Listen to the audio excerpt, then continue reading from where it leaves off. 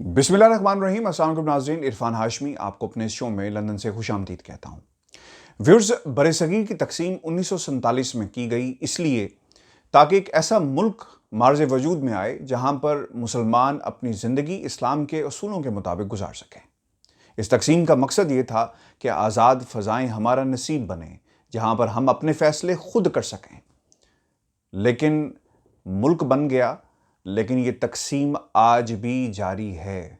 सियासतदान ये तकसीम आज भी कर रहे हैं, कभी डोमिसाइल के नाम पर, कभी सिंध के नाम पर, कभी पंजाब के नाम पर, कभी गिलगित बल्तिस्तान के नाम पर, कभी बलोचिस्तान के नाम पर। ये तकसीम आज भी जारी है।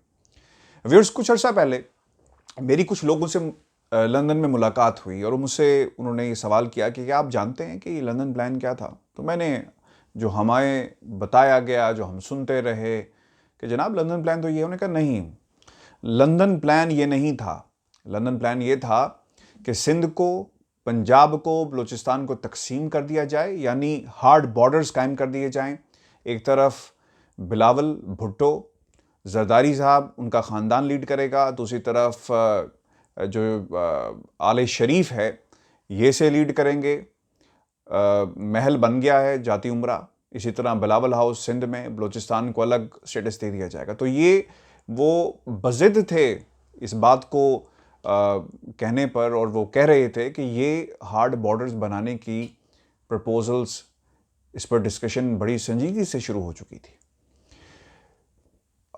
और मटेरियलाइज क्यों नहीं हो सका, जिसकी बुनियादी वजह अफवाज पाकिस्तान है, जिसे लोग नहीं समझते और या समझना नहीं चाहते। ये जमहूरियत के लबादे में जो लोग बैठकर पाकिस्तान की तकसीम कर रहे हैं, हमें इन्हें पहचानना होगा, और बल्कि ये खुद आहिस्ता आहिस्ता एक्सपोज हो रहे हैं। ये हार्ड बॉर्डर्स तो व्यूज नहीं बन सके, लेकिन इनविजिबल बॉर्डर्स ज़रूर आपको नजर आएंगे। और इसका मुंह बोलता सबूत आज PDM के इजलास में आसिफ अली जरदारी का ये कहना कि जनाब डोमिसाइल मेरा सिंध का है। आप कैसे पाकिस्तान की नुमाइंदगी कर सकते हैं जब आप ऐसी बातें करेंगे? आप कैसे ये कह सकते हैं कि आप पार्लिमान की जमात हैं, आप पाकिस्तान की बात करते हैं? आप नहीं कर सकते। जब आपके कॉलोफेल में कुछ और होगा, इनएक्शन कुछ और होगा, और आप जब ये कहेंगे कि मुझे 18वीं तरमीम की सज़ा दी गई, मुझे NFC अवार्ड की सज़ा दी गई, यानी आपका बयानिया भी तकसीम पर मुश्तमिल है। आप चाहते हैं कि पाकिस्तान तकसीम हो, और इसी तरह तकसीम के बाद तकसीम और फिर तकसीम जो है इसकी जारी रहे। ये है हमारा सियासतदान। व्यूअर्स, आज पाकिस्तान डेमोक्रेटिक मूवमेंट, ये जो गैर फितरी अलायंस है, जिसका जिक्र हमने बहुत पहले कर दिया था कि ये गैर फितरी इत्तेहाद ज़्यादा देर नहीं चलेगा और ये ख़त्म होगा। जरदारी साहब ने ताश के पत्ते खेले, इक़्तिदार, वो जो कहते हैं ना कि एक जरदारी सब पर भारी, उन्होंने अपनी सियासत को चमकाया है। और पहले दिन से ये बात कही जा रही थी, जिसका जिक्र आज बरमला कर दिया गया, कि नवाज शरीफ साहब, अगर आप चाहते हैं कि मुल्क में जमहूरियत जैसी ये जमहूरियत चाहते हैं, इसका राज हो, यानी इनकी अपनी मर्जी की जमहूरियत, यानी मेरी मर्जी की और आपकी मर्जी की जमहूरियत नहीं, जो जमहूरियत होनी चाहिए, जो पाकिस्तान को आगे लेकर जाए। ये चाहते हैं कि सिंध की जमहूरियत अलग होगी, पंजाब की जमहूरियत अलग होगी, बलूचिस्तान की जमहूरियत अलग होगी, आज़ाद कश्मीर की जमहूरियत अलग होगी। यानी इन्होंने जमहूरियत का मतलब ही बदल कर रख दिया कि तुम पंजाब कंट्रोल करो, हम सिंध करेंगे, और बलूचिस्तान को कुछ हकूक देकर खामोश करवा देंगे। तो ये इनविजिबल बाउंड्रीज क्रिएट की गई हैं। अब मुश्किलात पैदा हो गई हैं पाकिस्तान डेमोक्रेटिक मूवमेंट के ऊपर मौजूद तमाम जमातों के लिए।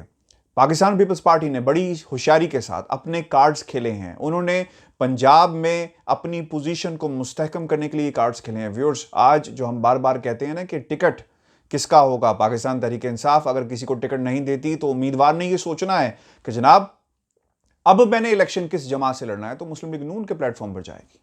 अगर पाकिस्तान पीपल्स पार्टी मजबूत होती तो शायद पंजाब के अंदर ये टक्कर देती, लेकिन वहां पर ऐसी पोजीशन नहीं है। तो लिहाजा उन्होंने अवाम की नज़र में एक बयानिया बनाया जा रहा है कि जनाब नवाज शरीफ साहब, अगर आप चाहते हैं कि इस्तीफे देने हैं तो आपको जेल जाना होगा।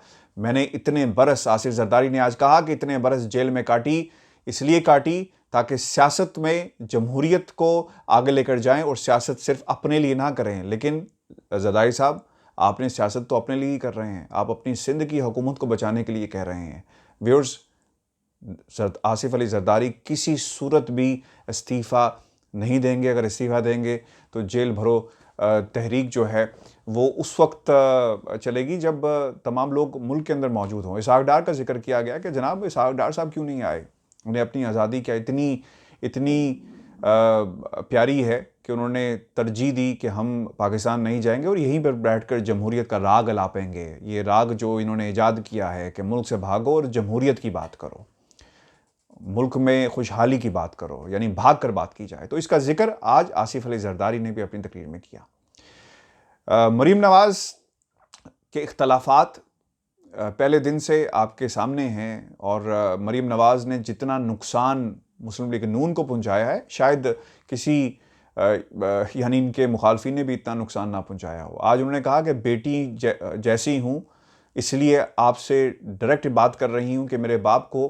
की जान को ख़तरा है। जिस पे आसिफ अली जरदारी ने कहा कि जनाब जान को तो हमारी भी ख़तरा है, हमने भी इतने बरस जेल काटी, लेकिन आपको तहरीक मुल्क में आकर चलानी पड़ेगी। व्यूअर्स, आज पाकिस्तान की कौम को जो बात सिखाई गई है, जो बताई गई है पाकिस्तान पीपल्स पार्टी की तरफ से कि जनाब ये है मुस्लिम लीग नून जिनके लीडर्स मुल्क से भागे हुए हैं और हम हैं वो जमात जो आपको आगे लेकर जाएगी। पाकिस्तान पीपल्स पार्टी मुल्क के अंदर मौजूद है, जमहूरी इक़्तिदार की बात करती है और ये है पाकिस्तान पीपल्स पार्टी, ये है मुस्लिम लीग नून और अब हमारा मुकाबला जो है वह हुकूमत के साथ है। ये गेम खेली गई है आसिफ अली जरदारी के साथ साहब ने। लेकिन व्यूअर्स, पसे पर्दा जो खबर मैं आपके साथ शेयर करने चाह रहा हूँ, मुस्लिम लीग नून की ख्वाहिश थी और जो टर्म्स तय पाई थी कि चेयरमैन सेनेट आपका होगा, यानी यूसुफ ज़ई गिलानी पाकिस्तान पीपल्स पार्टी से उम्मीदवार और हम आपको सपोर्ट करेंगे और पीडीएम पर मौजूद तमाम जमातें सपोर्ट करेंगे। लिहाजा अपोजिशन का जो उम्मीदवार होगा वो मुस्लिम लीग नून का होगा, एक तरफ चेयरमैन पीपल्स पार्टी का, दूसरी तरफ अपोजिशन लीडर मुस्लिम लीग नून का। तो हम कॉर्नर कर देंगे पाकिस्तान तहरीक इंसाफ को सेनेट के अंदर और मुश्किलात पैदा कर देंगे। ये था प्लान। यूसुफ ज़ई गिलानी साहब हार गए, तो अब पाकिस्तान पीपल्स पार्टी ने ही सोचा कि जनाब ये तो हार गए हैं, तो लिहाजा यूसुफ रज़ा गिलानी से बेहतर उम्मीदवार अपोजिशन का नहीं हो सकता। लिहाजा अब ये हमारा बंदा सेनेट के अंदर अपोजिशन बनाएगा, लीडर बनेगा। इस पर पाकिस्तान मुस्लिम लीग नून ने काफ़ी शोर शराबा और ऑब्वियसली बोन ऑफ कंटेंशन बना और अब हमें पाकिस्तान पीपल्स पार्टी और नून लीग की राहें जुदा जुदा नज़र आ रही हैं और बस ऐलान होना बाकी है, चूँकि इसमें सियासत की गई है पाकिस्तान पीपल्स पार्टी की तरफ से और भरपूर अंदाज में जो गेम सेट की गई थी आसिफ अली जरदारी की तरफ से उसे पाया तकमील तक जो है वो पहुँचाया गया है। व्यूअर्स, अब सवाल ये पैदा होता है कि क्या नून लीग इस्तीफे देगी? पाकिस्तान पीपल्स पार्टी इस्तीफे नहीं दे रही, ये बात तय हो गई, क्योंकि सिंध की हुकूमत जाएगी तो सब कुछ जाएगा। अगर आपने इस्तीफे लेने हैं तो मुल्क वापस आएँ तो हम उसका हिस्सा बनेंगे, ऐसा पाकिस्तान पीपल्स पार्टी ने पूरी कौम को बता दिया, इस इजलास में शामिल तमाम लोगों को भी बता दिया।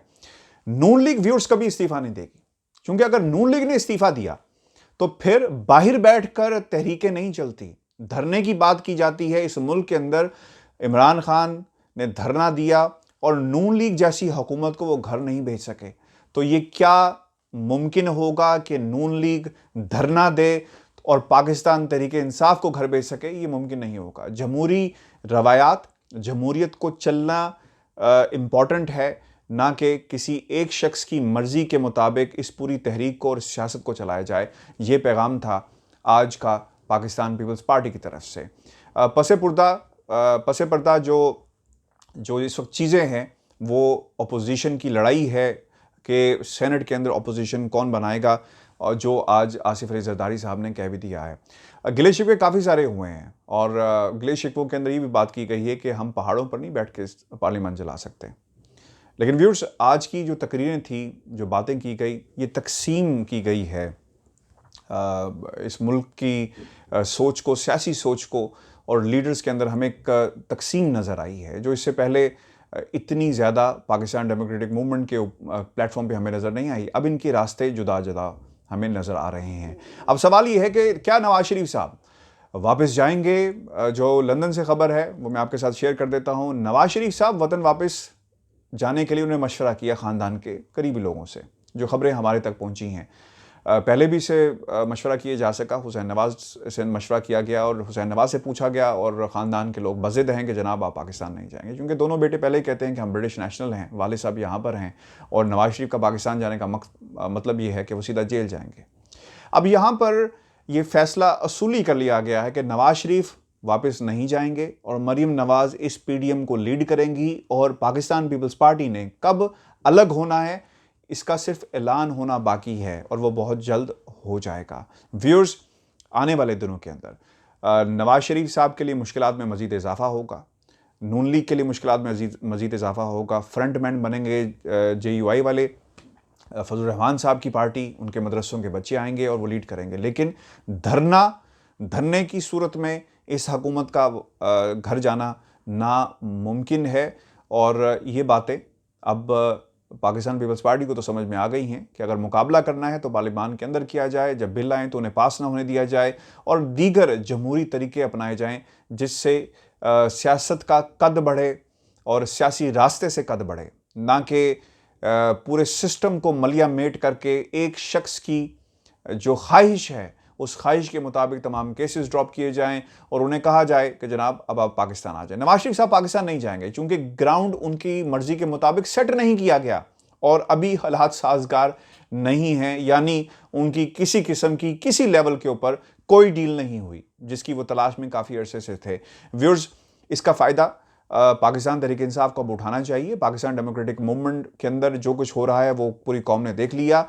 एक अगले 30 माह बहुत ही इंपॉर्टेंट होंगे, कितनी अवाम राब्ता मुहिम चलाई जाती है और पाकिस्तान तहरीक-ए-इंसाफ को छोटी छोटी पार्टीज़ के साथ इत्तेहाद बनाना होगा ताकि उनकी जो पोजीशन है अवानों के अंदर वो मजबूत हो, बेहतर हो और ये जो बड़े बड़े मगरमच्छ हैं इन्हें घर भेजने की राह जो है वो हमवार हो सके। और इसका फ़ायदा पाकिस्तान पीपल्स पार्टी तो भरपूर तरीके से उठा रही है और पाकिस्तान तहरीक-ए-इंसाफ को अब अपने जो पॉलिटिकल कार्ड्स हैं उन्हें मुकम्मल तौर पे खेलना होगा। बहुत ज़बरदस्त किस्म का मौका मिला है इस सेनेट इलेक्शन में चेयरमैन की कामयाबी के बाद कि अब परफॉर्म किया जाए। वो फ्रंट्स जहाँ पर पाकिस्तान तहरीक-ए-इंसाफ की हुकूमत की परफॉर्मेंस बहुत ही मायूस कुन है, जिसमें महंगाई सबसे बड़ा फैक्टर है, अब हुकूमत को सोचना होगा।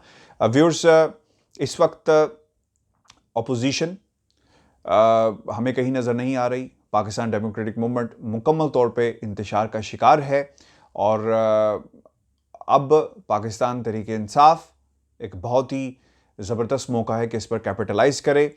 और व्यूअर्स, ये हमारी आज की वीडियो थी जिसमें तकसीम की डेफिनेशन मैंने आपके सामने रखी है और अगर ये बातें सच हैं, जो इनविजिबल बॉर्डर्स हैं, तो अल्लाह ताला हमें इन जैसे सियासतदानों से दूर रखे और कम से कम मैं ऐसी तकसीम का हिस्सा नहीं बन सकता।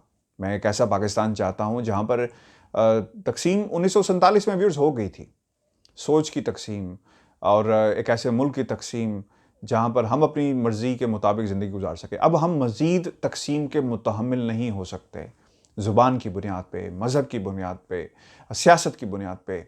और ये जो छोटी छोटी रियासतें बनाने की कोशिश की जा रही है ना, पंजाब के अंदर आले शरीफ की रियासत होगी और दूसरी तरफ आले ज़रदारी की रियासत होगी। हमें जागना होगा ताकि पाकिस्तान के अंदर ये जो लोग तकसीम करना चाहते हैं अपने ख़ानदानों की हुकूमत और सल्तनतें जो उन्होंने मसनूई सल्तनतें बनाई हुई हैं, इसे हमें ख़त्म करना है। आइंदा इलेक्शन में इस सोच को लेकर जाइएगा और जब भी इलेक्शन हो इस सोच को जहन में रख कर उस जमात को वोट दीजिएगा जो आप समझते हैं कि पाकिस्तान को आगे लेकर जा सकती है। व्यूअर्स, ये हमारी आज की वीडियो थी। अपने कमेंट्स हमें ज़रूर भेजिएगा और अगली वीडियो आखिरी शो में शाहीन सबाई साहब के साथ मैं हाज़िर होऊंगा और मज़ीद जो इस वक्त डेवलपमेंट्स हुई हैं लंदन के अंदर, पाकिस्तान के अंदर और पाकिस्तान डेमोक्रेटिक मूवमेंट के प्लेटफॉर्म में इस वक्त क्या खिचड़ी पक रही है, इस पर मज़ीद हम बात करेंगे। मुझे इजाज़त दीजिए। अल्लाह ने के बाद।